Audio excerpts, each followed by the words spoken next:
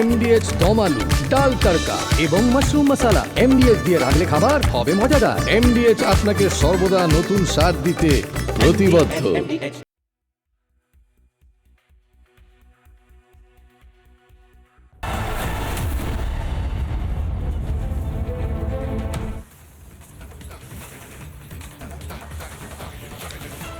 এতক্ষণ আমরা নজর রাখছিলাম শুভেন্দু অধিকারীর সভার দিকে, সেই দিকে আমরা ফের নজর রাখবো। তবে আজকে হচ্ছেটা কি, আজকে আপনাদের সঙ্গে রয়েছে আমি সৃজিত। আর কোন বিষয় নিয়ে আজকে আমরা আলোচনা করব? দেখুন, আমাদের রাজ্য সহ আরো বেশ কয়েকটি রাজ্যে এসআইআর প্রক্রিয়া সম্পন্ন হচ্ছে, কিন্তু এত অশান্তি আমাদের রাজ্য ছেড়ে অন্য কোথাও হচ্ছে না। কাজেই প্রত্যেক দিনই সংবাদ শিরোনামে এসআইআরটাই আসছে। আজ কেন এসেছে খুব সহজ কারণ আপনাদেরকে জানিয়ে রাখি যে মাইক্রো অবজারভার তিনি তার কাজ করছিলেন, সেখানে কয়েকজন দুরুম দারুম করে ঢুকে পড়লেন এবং মাইক্রো অবজারভারকে সপাটে চড় মারলেন। এই ঘটনা ঘটেছে আমাদের রাজ্যের মাটিতে, রাজ্যের বুকে দাঁড়িয়ে। অভিযোগের তীর কার দিকে? তৃণমূল কংগ্রেসের দিকে। এখন প্রশ্ন হচ্ছে, সাধারণ ভোটার কেন একজন মাইক্রো অবজারভারকে হঠাৎ করে চড় মারতে যাবেন যখন একটা প্রক্রিয়া চলছে? দ্বিতীয়ত, মাইক্রো অবজারভার সাংবিধানিক কাজ করছেন, তিনি একজন সরকারি কর্মচারী। এই ঔদ্ধত্য কাদের মধ্যে আসছে যারা এই আচরণ করছে এসআইআর প্রক্রিয়াকে নষ্ট করার জন্য লাগাতার? শুধুমাত্র তাই নয়, যত ভোট এগিয়ে আসছে তৃণমূলের কি দাঁত লোক সবকিছু বেরিয়ে যাচ্ছে। বাহুবলের জোরেই কি 26-এর ভোট বৈতরণী পার করতে চাইছে তৃণমূল কংগ্রেস? তার কারণ এসআইআর এ বাধা একদিকে যেমন চলছে, ঠিক অপরদিকে বিরোধী দলগুলির ওপর হামলা করা, চাপ দেওয়া, মারধর করা, বাড়িঘর পুড়িয়ে দেওয়া, এরও কোনো বিরাম নেই। এই বিষয় নিয়ে আজকে আলোচনা করবো, প্রশ্ন তুলবো। দেখুন একটা প্রতিবেদন।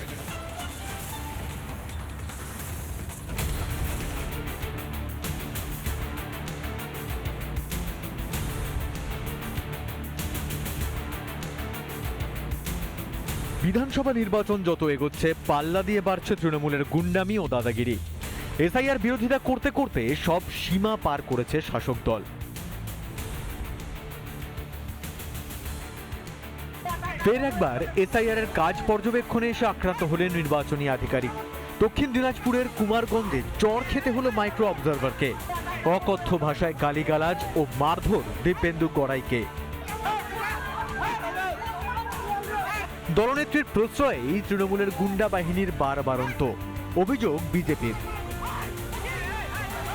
পশ্চিমবঙ্গের বিভিন্ন জায়গায় তৃণমূল কংগ্রেসের প্রত্যক্ষ মদতে তৃণমূল কংগ্রেসের পোশাক গুন্ডারা, বিশেষত দুধেল গাই যাদেরকে মুখ্যমন্ত্রী বলেন, তারা মাইক্রো অবজারভার থেকে শুরু করে ভিডিও বিভিন্ন জায়গায় ঝামেলা করছে। মাননীয় মুখ্যমন্ত্রীর আশকারাতেই পুরোটা হচ্ছে, পুরোটা প্ল্যান করে।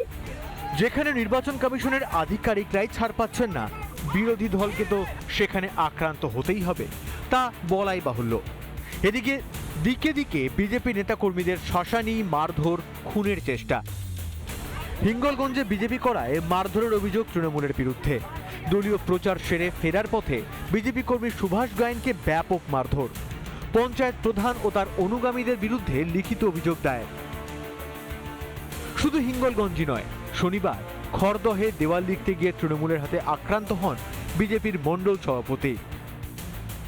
দলের নেতাকর্মীদের ফাটাফাটি খেলতে বলেছিলেন মমতা বন্দ্যোপাধ্যায়। সেই পথ অনুসরণ করেই দিকে দিকে চলছে তৃণমূলের দাপাদাপি। কখনো নির্বাচন আধিকারিককে মার, কখনো আবার বিরোধীদের খুনের চেষ্টা। কাজে লেগে পড়েছে শাসক দলের গুন্ডা বাহিনী। গণতন্ত্র লাটে তুলে 26-এ নৈরাজ্যের বাংলা তৈরির চেষ্টা করছেন মাননীয়া। রিপাবলিক বাংলা। একেবারে তাই, রাজ্যের মুখ্যই যদি তার দলের কর্মীদের ফাটাফাটি খেলতে বলেন, তো তারা ফাটাফাটি খেলবেন নিয়ম অনুযায়ী, তাদের নিয়ম অনুযায়ী। আর সেই ছবিটাই কি আমরা গোটা রাজ্য জুড়ে দেখছি। সময় অপচয় না করে প্রশ্ন করবো, যারা যারা অতিথি রয়েছেন প্রত্যেকের সঙ্গে একবার পরিচয় করে দিয়ে। আমার সঙ্গে রয়েছেন রাজদীপ পাল, বিজেপি মুখপাত্র। আমার সঙ্গে রয়েছেন দেবব্রত রায়, রাজনৈতিক কর্মী। রয়েছেন রিমা ব্যানার্জি, বিজেপি মুখপাত্র। আমার সঙ্গে রয়েছেন রুদ্রাঙ্ক সান্যাল, রাজনৈতিক কর্মী। এদের প্রত্যেকের সঙ্গে আমি আলোচনা করবো, কথা বলবো। আজকে আমি শুরুটা রিমাকে দিয়ে করবো। রিমা, আজ একজন মাইক্রো অবজারভার সপাটে একটা চড় খেয়েছেন, সপাটে একটা চড়। উনি কোনো দলকে রিপ্রেজেন্ট করেন না, উনি একজন সরকারি কর্মচারী এবং উনি নির্বাচন কমিশনের কাজ করছিলেন। এবং এরকম কোনো উদাহরণ তুমি অন্য কোনো রাজ্য থেকে শুনতে পেয়েছো আমাদের রাজ্য ছাড়া? দেখো, এটা তো পরিষ্কার হয়ে গেছে যে তৃণমূল এটা বলেই দিয়েছে যে তাদের ভোটের লড়াই না, তাদের ভোটারদের সাথে লড়াই। এবং তাই জন্য সারাটা বছর ভোটারদের অধিকার কেড়ে চাকরি কেড়ে, মহিলাদের সম্মান কেড়ে আজকে যেখানে দাঁড়িয়ে আছে, তারা বুঝে গেছে তাদের জেতার আর কোনো জায়গা নেই। নয় ইস্পার নয় উস্পার। তাই জন্য এখন ভয়ের রাজনীতি। আমার প্রশ্ন হচ্ছে, যদি আমি এরকম একটা মানে উদাহরণ তৈরি করি যে মাইক্রো অবজারভারকে ধরে ধরে মারছি, বা শ্রী মুরুগান যখন এসেছিলেন অবজারভার তার গাড়ি ভেঙে দিচ্ছি, এই উদাহরণ তৈরি করলে তো তৃণমূলের খুব একটা লাভ হবে না। মানে এটা কাদেরকে দেখাতে চাইছে তৃণমূল কংগ্রেস বলে মনে হয়? দেখুন, এটা আমার কাছে একদম পরিষ্কার বার্তা যে দেখুন, রাজনীতিতে যারা রয়েছে, সংগ্রামে লড়াই করছে, তাদেরকে ভয় দেখিয়ে কোনো লাভ হবে না। সাধারণ মানুষের কাছে এটা একটা বার্তা যে তারা যদি অন্যথা কিছু চিন্তা করে, তাদের পরিস্থিতি এর থেকেও খারাপ হবে। সেটা অন্যায় আমরা বুঝেই গেছি। এরপরে আরও বাড়ি জ্বলবে, আরও মানুষ মরবে, সেই বার্তাই কিন্তু মাননীয়া দিচ্ছেন। এটাই হচ্ছে তার উপলক্ষ, এবং এটা আগামী দিনে ঘরে ঘরে হতে চলেছে, আমরা সেটা দেখতে বেশ, পাবো। আমি আসবো আবার রিমার কাছে। আমি এখান থেকে দেবব্রত বাবুর কাছে যাই। রিমা বেশ কতগুলো অভিযোগ তুলেছে, তবে দেবব্রত বাবু, সবার আগে আমার একটা ছোট্ট প্রশ্ন, যে এসআইআর প্রক্রিয়া এটা একটা সাংবিধানিক প্রক্রিয়া, এটা আপনি মানেন না মানেন না? দেখুন, সাংবিধানিক প্রক্রিয়া ততক্ষণই মানা যায় যতক্ষণ মানুষের পক্ষে হানিকারক না হয়। তার কারণে কোন বিষয়টা মানুষের কাছে হানিকারক হচ্ছে? মানে আপনি বলছেন এটা সাংবিধানিক প্রক্রিয়া, তার মানে মাইক্রো অবজারভারকে ধরে মারা বা নির্বাচন কমিশন ঘেরাও করব বলা, এই কথাগুলো সবকটা অসাংবিধানিক, এটা আপনি মানেন? মাইক্রো অবজারভার তার প্রভুদের মারবে কেন? তাদের বিরুদ্ধে খুনের মামলা করা উচিত, তাদের জেলে ঢোকানো উচিত। আগামী দিনে ওদেরকে জেলে ঢোকানো হবে। কাদেরকে জেলে ঢোকাবে? ওই যারা এগুলো করছে তাদেরকে জেলে। মানে মাইক্রো অবজারভার কি দোষ করেছে? খুব অন্যায়, শুধু মাত্র মাইক্রো অবজারভার একজন সরকারি কর্মচারী, তিনি নির্বাচন কমিশনে কাজ করছে, আপনি বলছেন দেশ করেছে? শুনুন, বাঙালি একটু দাঁড়ান, একটু বাঙালিদের লিঙ্ক হচ্ছে ন্যাশনাল ফ্ল্যাগের সাথে আছে। ওরা যখন ওই ব্রিটিশের জুতো। আপনি তত্ত্ব ঘুরাবেন না, দাদা পয়েন্ট ঘুরাবেন না। আপনি বলছেন মাইক্রো অবজারভারকে মারা যায়, খানিকক্ষণ আগে আপনি খুনের মামলা দেয় তো হয়। আপনি খানিকক্ষণ আগে ওরা খুনি, ওরা মানে আমি কি ভুল শুনছি? কারা খুন করেছে? মানুষকে খুন করেছে। কারা মানুষকে খুন? হ্যাঁ, মাইক্রো কারা মানুষকে? কারণে নির্বাচন। আমি বুঝতে পারছি না, মাইক্রো অবজারভার কোনো মানুষকে খুন করেছে? মাইক্রো অবজারভারকে থাপ্পড় মারা হয়েছে দেব।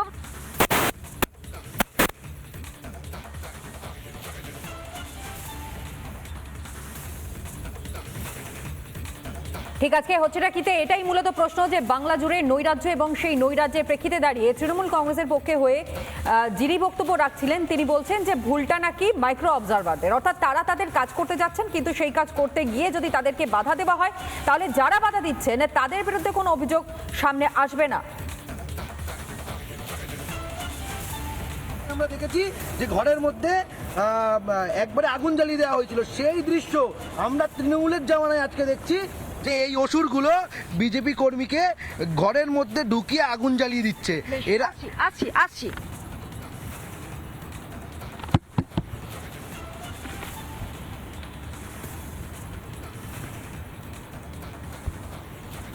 বেশ, আমি ফের যাবো। আমি শুভেন্দু অধিকারীর দিকে নজর রাখবো, তবে আশা করি আমার সমস্ত বক্তব্য এবং অতিথির সমস্ত বক্তব্য এই মুহূর্তে শোনা যাচ্ছে। হ্যাঁ, আমি রাজদেব, তুমি যে কথাটা বলছিলে, তার মানে মমতা বন্দ্যোপাধ্যায় শুরুতেই ছুকে।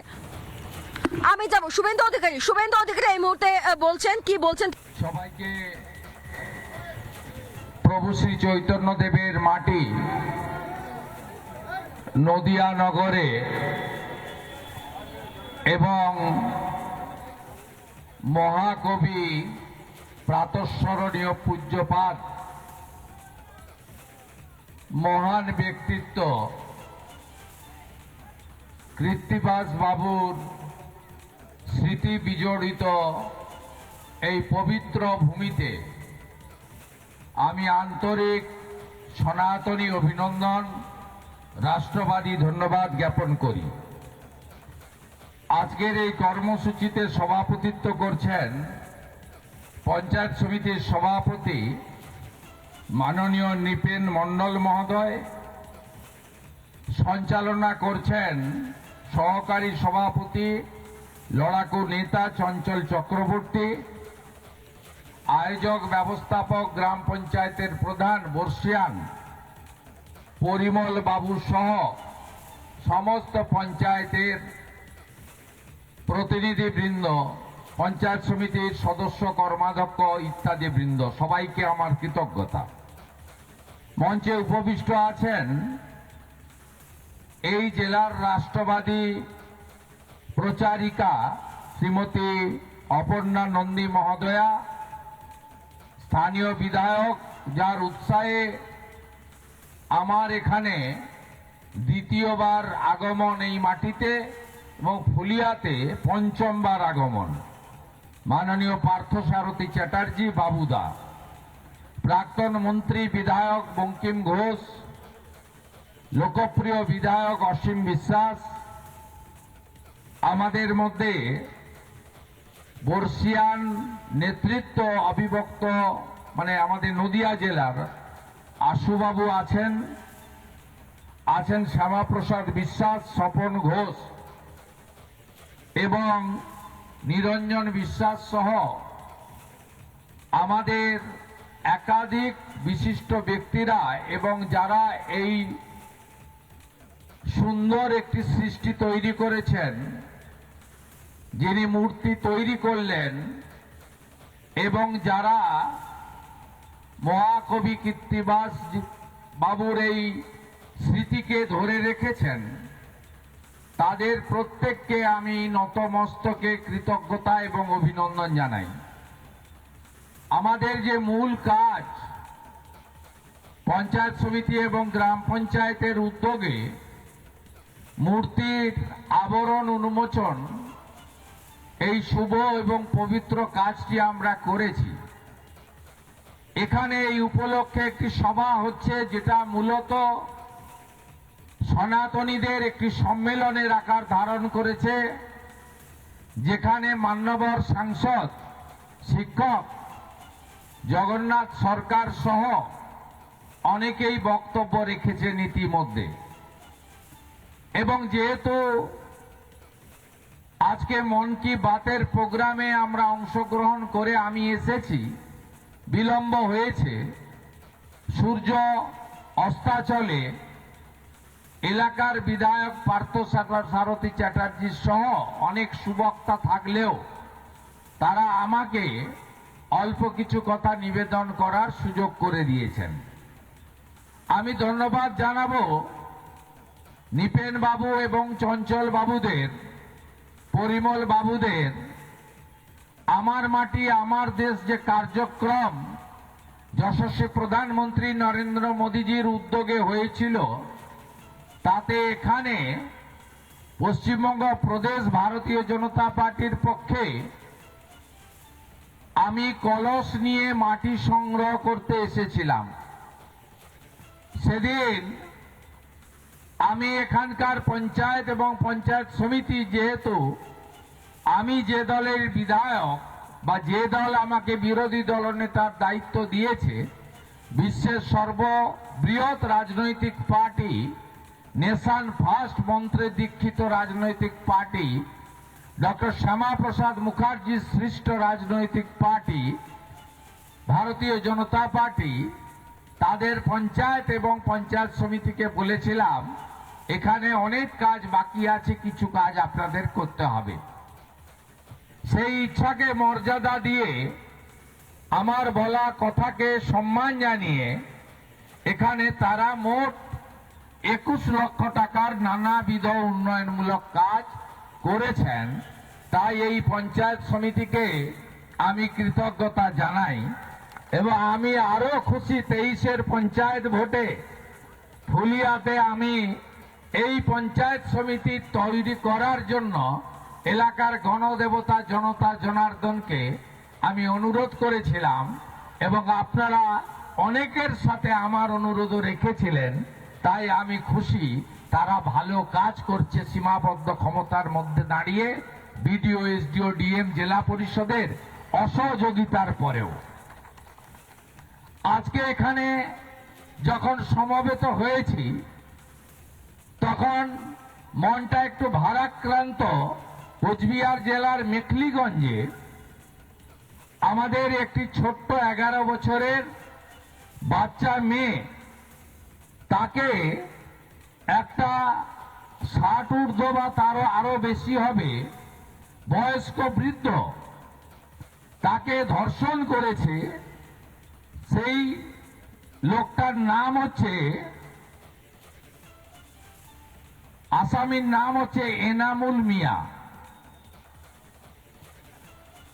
তিনি, তার ছবিটাও আপনি দেখবেন জামালদহে। দেখুন, একে দেখুন, এই এই লোকটা 11 বছরের, খুঁজলে হয়তো দেখা যাবে এর সঙ্গে রোহিঙ্গা বা বাংলাদেশি মুসলমানদের যোগাযোগ রয়েছে এবং এরা পশ্চিমবঙ্গটাকে ধ্বংস করার জন্য যা যা করার সব করছে। আর আমরা অবাক হয়ে যাই, এখানকার পুলিশ প্রশাসন, রাজ্য সরকার এদের বিরুদ্ধে কোনো ব্যবস্থা গ্রহণ করে না। আপনি 2019 সাল থেকে উপর্যুপরি দেখবেন পরপর কয়েকটা ঘটনা। প্রথমে সিএ আইন যখন এলো, তাকে এই মুখ্যমন্ত্রী এনআরসি নাম করে খেপিয়ে দিয়েছিল এদের। সেদিন মালদার শামসি থেকে একেবারে সাঁতরাগাছি উলবেড়িয়া পর্যন্ত গোটা রাজ্যে আগুন জ্বালানো হয়েছে। জাতীয় সড়ক, রেল লাইন, হাজারদুয়ারির মতো ঐতিহ্যপূর্ণ রেলকে পর্যন্ত জিয়াগঞ্জ, আজিমগঞ্জে পুড়িয়ে দেওয়া হয়েছে। শুধু 19 থেকে নয়, গত সপ্তাহে যেদিন মাননীয় প্রধানমন্ত্রী মালদা সফরে এসেছিলেন, তার আগের দিন 16 এবং 17 পরপর দুদিন বেলডাঙ্গাতে একই দৃশ্য জাতীয় সড়ক এবং ট্রেন লাইনে আপনারা দেখেছেন। পরে প্রমাণ হয়েছে ঝাড়খণ্ডে যিনি, যাকে মেরে ফেলা হয়েছে বলে প্রচার করে হিন্দুদের হোটেল ভাঙলো, ট্রেন লাইন ভাঙলো, জাতীয় সড়ক অবরুদ্ধ রাখলো 6 ঘন্টা। এ রাজ্যে সরকার আছে, পুলিশ আছে। তারপরে গতকাল আরেক তৃণমূলের বর্ধমানের কাউন্সিলরের নেতৃত্বে বর্ধমান রেল স্টেশনে এসআইআর নিয়ে কোথায় কোথায় রেল আটকাও, জাতীয় সড়ক আটকাও, কোথাও মাইক্রো অবজারভারকে মারছে, কোথাও ধর্ষণ করছে নাবালিকা কন্যাকে, আবার কোথাও ভারতীয় জনতা পার্টির কালনার সোশ্যাল মিডিয়া ইনচার্জ একজনের নাম 3 জায়গায় ভোটার লিস্টে আছে। কালনা পৌরসভার 2 জায়গায় আছে আর নবদ্বীপে আছে। কেন তুমি 7 নম্বর ফর্মে অভিযোগ করেছ, তাকে রক্তাক্ত করছে? এগুলো হচ্ছে কেন জানেন? আমরা যারা রাষ্ট্রবাদী বা সনাতনী, আমরা সবাই ঐক্যবদ্ধ হতে পারছি না। ঐক্যবদ্ধ আপনাকে হতে হবে, এছাড়া আমাদের কোনো হিন্দুদের যাওয়ার কোনো জায়গা নেই। আর এই মুখ্যমন্ত্রীর নেতৃত্বে এরা সব সময় মতুয়া ধাম, ঠাকুরনগর, ঠাকুর বাড়িতে লড়াই লাগিয়ে দাও,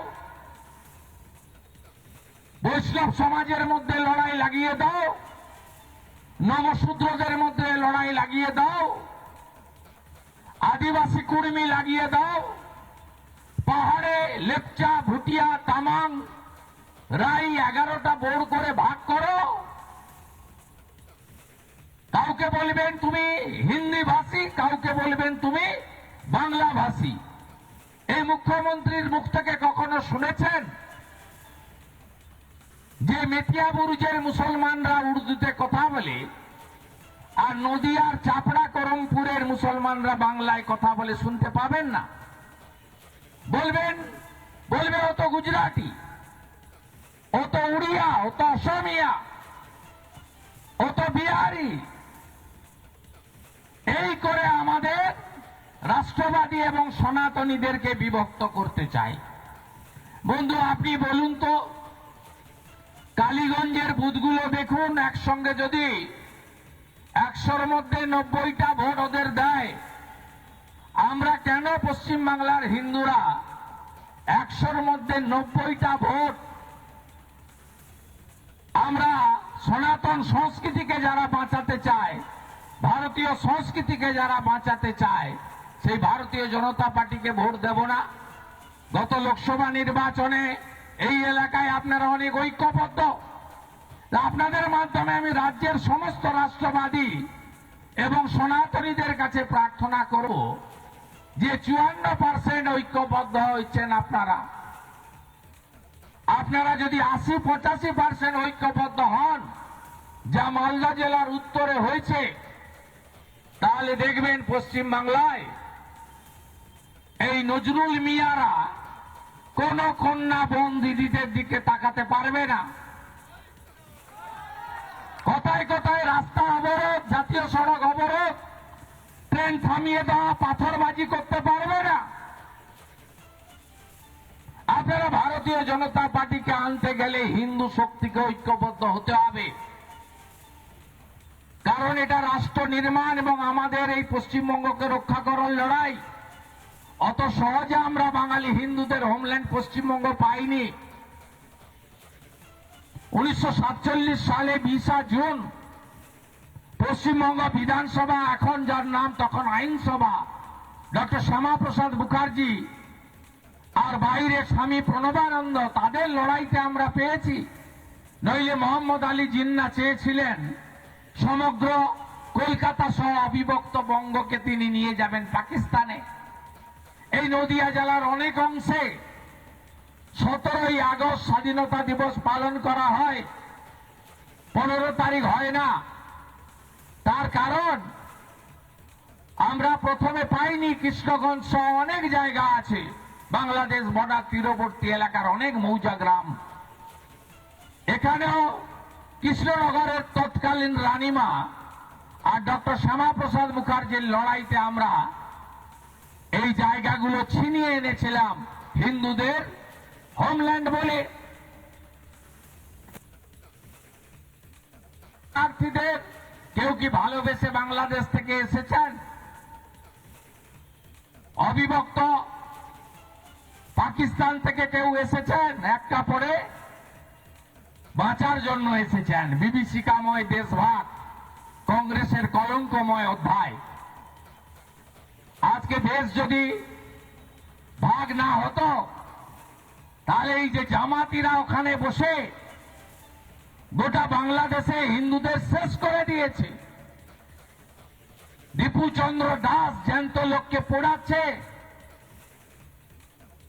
বাংলাদেশে দুর্গাপূজার সময় বলে দেওয়া হয়েছে এই সময় আজান হবে, তোমরা ঘন্টা বাজাবে না, তোমরা মাইক বাজাবে না, ঢাক বাজবে না। আমাদের পঞ্জিকা